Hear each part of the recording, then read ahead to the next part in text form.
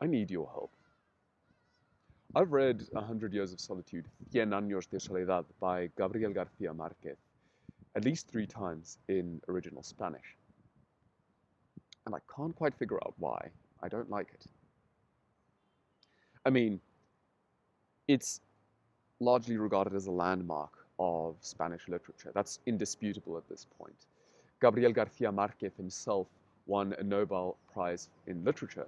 It's, by some metrics, the most sold work originally composed in Spanish in history. It sold more copies, according to these metrics, than my favorite novel, Don Quixote, right?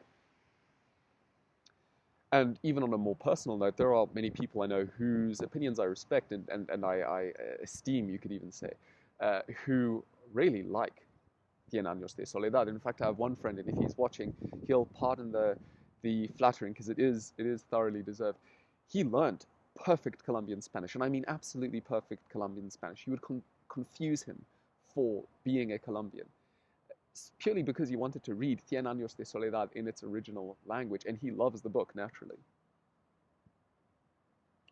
And maybe you've been in a similar situation where you found a work that, by all observable metrics, by every analysis that you can apply, you can see its merit. But there's something that's holding you back from giving it your wholehearted endorsement. And I'd like you to convince me otherwise. I genuinely want to like the work more. But maybe if I can explain how I understand it first, that will give you some grounds for providing me with a corrected perspective. So to do this, it's important to do a little bit of historiography here, just a little bit of history to give us an idea of the sort of cultural milieu within which Gabriel García Márquez was living when he decided to compose Cien años de Soledad. And to do so, we need to understand modernism. So I'm relying heavily on an excellent video by a channel I recommend to you all, The Living Philosophy, on modernism and postmodernism. And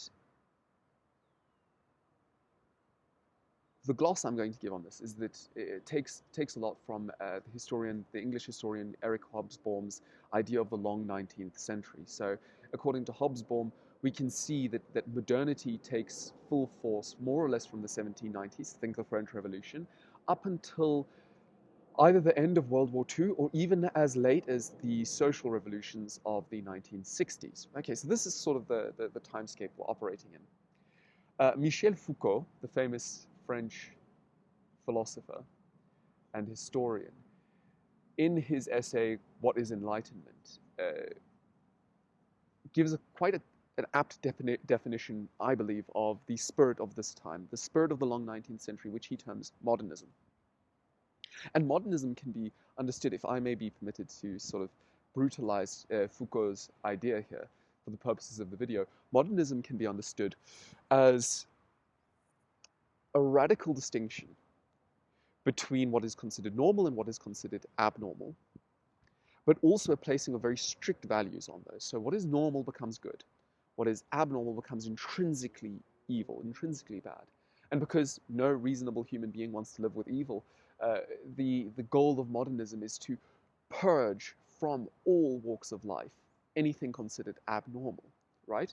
In fact, we could see great examples of this both in linguistics and in the history of the state. So the modern state, as it develops, one of the features of the modern state is eliminating ethnic minorities as far as is possible, not simply marginalizing them, but as best as one can, forcefully incorporating them into into what is considered central culture, the culture of the capital. This isn't new to the long 19th century, but it's much more absolute, and it's much more brutal in its means and its methods. The history of languages, the history of countries having a single national language is associated with this as well.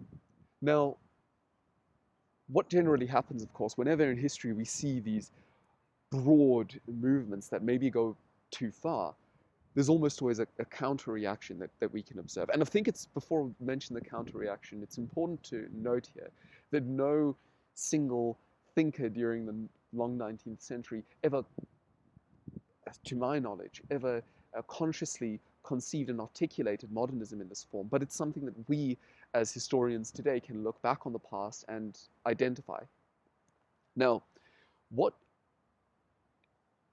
happens, of course, as always happens in this kind of situation, is there was a reaction to this, and the reaction we see first expressed by a certain group of German artists in the 1920s, artists such as Otto Dix, and the German artist Franz Rohr, pardon my German, looked at what these artists were doing, and he termed it magico realismos, which is where we get this word realismo mágico, magical realism. This is the genre that Cien años de Soledad belongs to, the movement rather that it belongs to.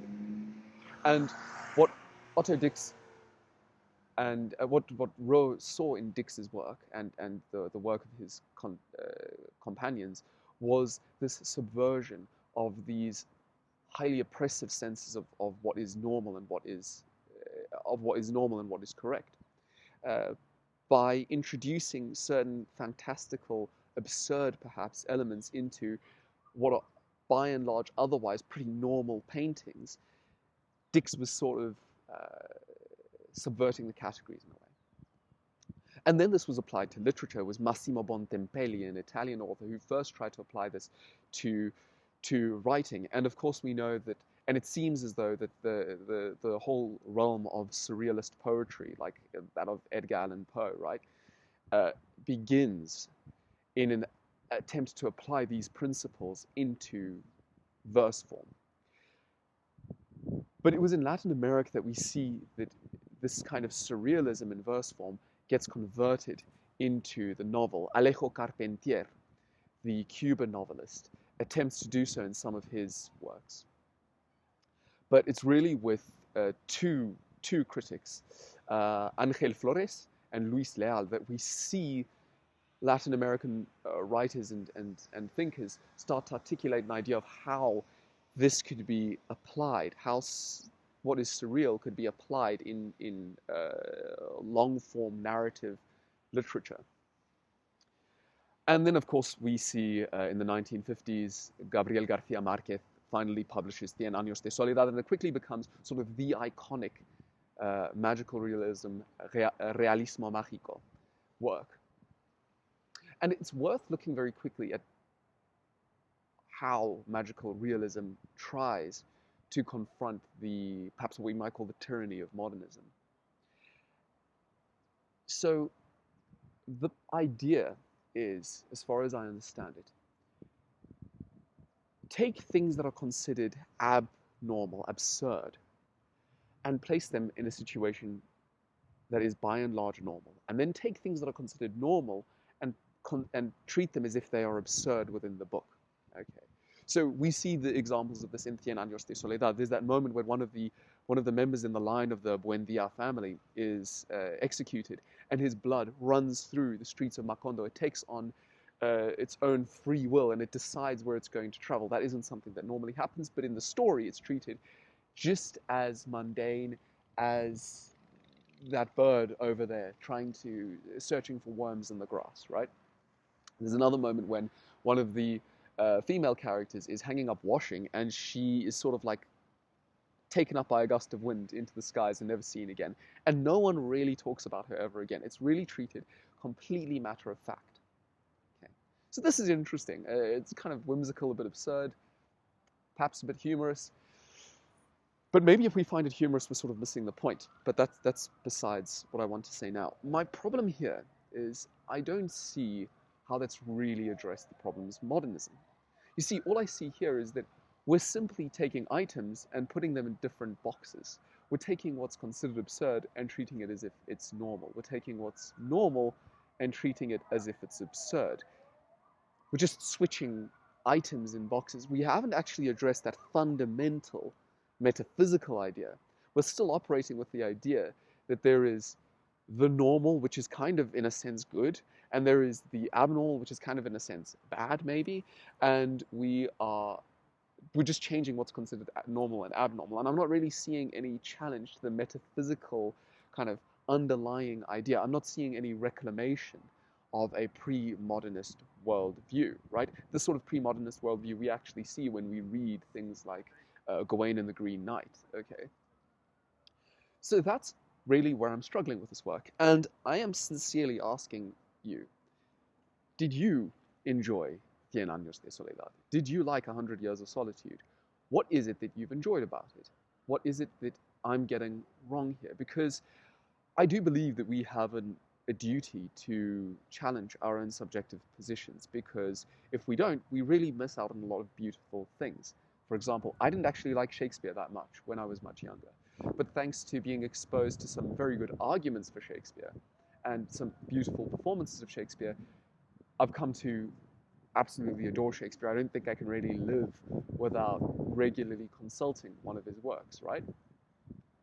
And so I'd like you to hold me the same with Cien años de Soledad. Something I can say already, after having started this video, is that I have a much deeper appreciation for the beauty of the prose. The language really is quite beautiful, and it's very beautifully constructed syntactically, the whole work. So that's something, that's an aspect that I appreciate a lot more already. But please let me know what you think about Cien años de Soledad. Where am I getting it wrong? And what is it that you really love about it? Can you articulate that for me? Because I'd really like to hear from you. Muchos años después, frente al pelotón de fusilamiento, el coronel Aureliano Buendía había de recordar aquella tarde remota en que su padre lo llevó a conocer el hielo.